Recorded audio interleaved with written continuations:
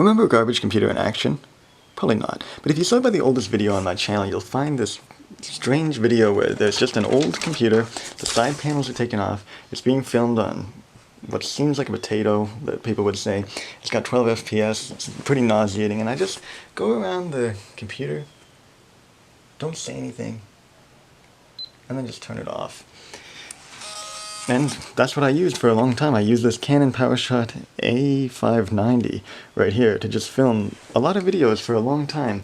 And at the time, before I started thinking about making an audience and being a YouTube creator, essentially, I just used it to put up videos. Well, I used it to put up a video that was for sending to other people, so I just used it as a way to share a video message to someone. And at that specific video, I had gotten a server machine, or a server machine. It was just a piece of junk that didn't really work for someone, and I was saying, hey, it doesn't work, this is the video, and that's how this all started, isn't it?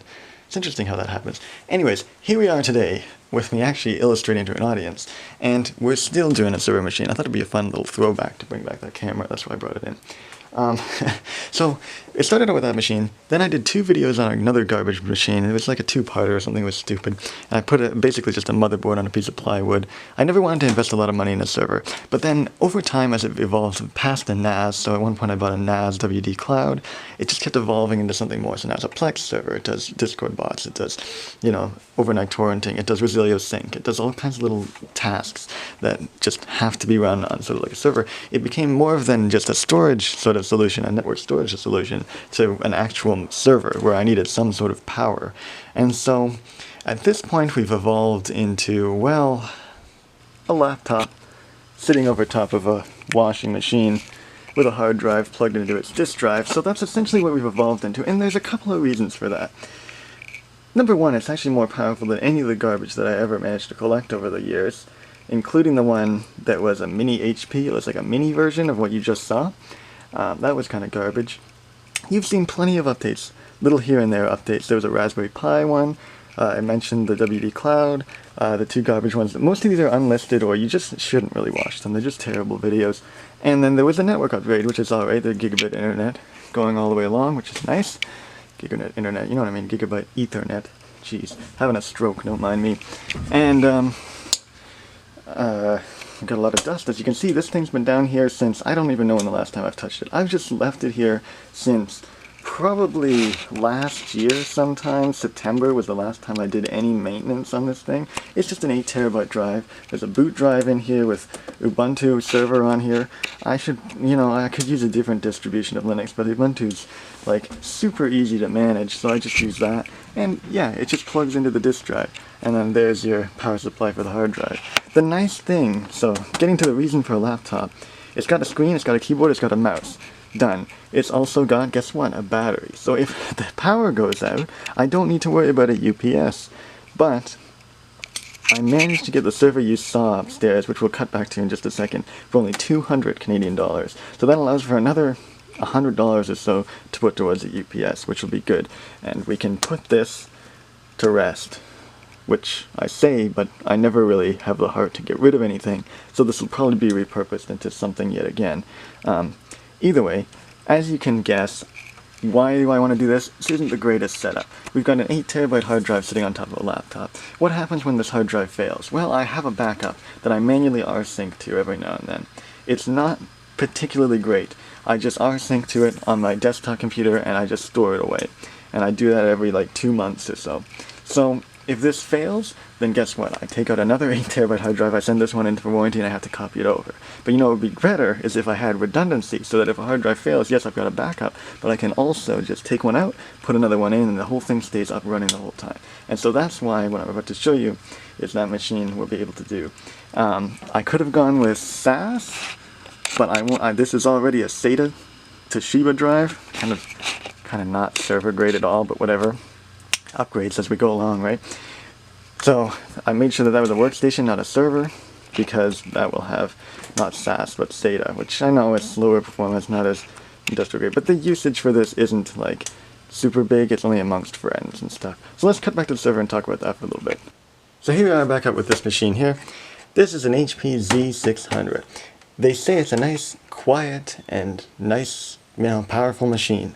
Lots of nice in there, you know. But really what the selling feature was for me was that we got dual Xeons in here. We got two X5650s, I believe. So that's total performance. I looked on Passmark is about the same as my desktop's i5 4690K, but you know, a little more anemic single core performance, but you've got two of these, so that's technically, theoretically, double the performance of my single desktop CPU. So this thing's technically more powerful in just sheer score, but the single core performance isn't too great. But either way, I think it'll be good for Plex and whatnot. We'll see, we'll find out. The other thing is that it's got a Quadro down here, a Quadro 600, I think it's a P600, I don't really know. But I wasn't really too sold on this, I don't really care about that too much. You know, it's good. But, you know, Plex and whatnot doesn't use graphics cards, strangely enough, so I'm a little surprised by that. At least from what I researched, maybe I'm wrong. And also, the biggest selling feature was that it is a workstation, not a server, but it's mostly modular.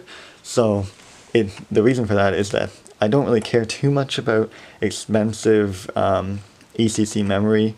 You know, I don't really care about the error correction because, I don't know, the load and whatnot that I'm running this server at isn't that particularly high, so I'm not too worried. Maybe I'll eat my own words in the future, but everything's nice and easy to move, so I can just have a RAID 1. This is the 500GB hard drive it comes with, but I'll replace that with an 8TB, the 8TB one you saw sitting on the shelf. You'll have two of them. Sorry about this, just sort of, this one's actually a little hard to get in sometimes, I find, but there you go.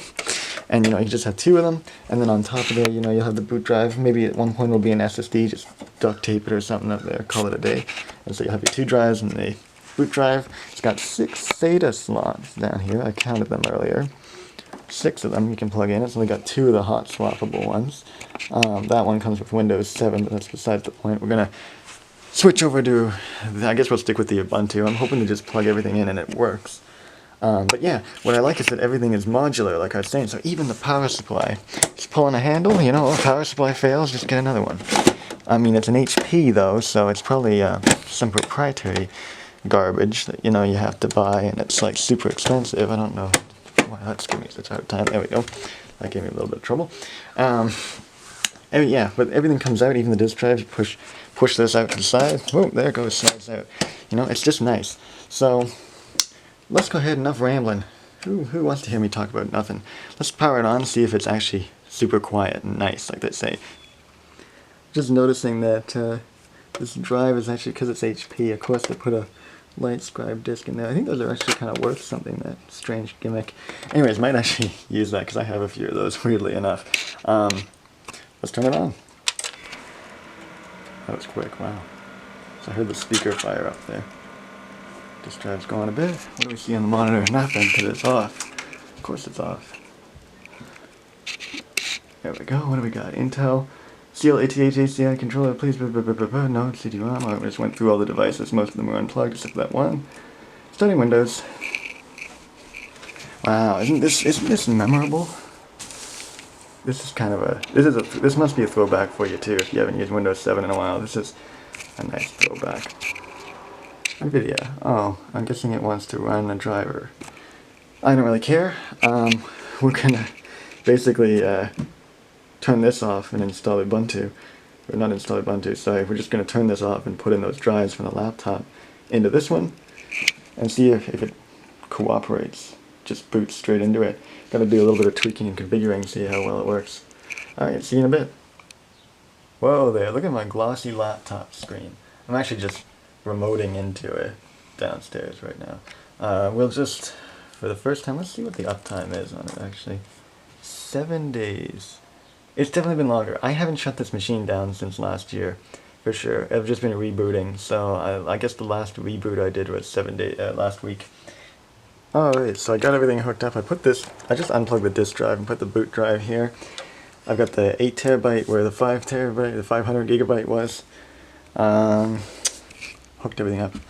Now we're just going to see if it works. I suspect it should be fine with this because the UUID is still in memory in the fstab, but I'm not sure about the Ethernet. I think I configured that to be a specific device, and obviously it's not going to be the same device. We'll see. Maybe it'll auto-detect. So let's go ahead and fire it up and hope that it works. just out of the box. Not a whole lot of configuring required. If it does require a bit of configuring, then we'll see. Okay, well, we're going off to the usual. State of California General. Keyboard's lit up. Lovely pink. It sees the two things, non-RAID. Looks like it was offering me to do RAID if I wanted to. No, we're not going to do that yet.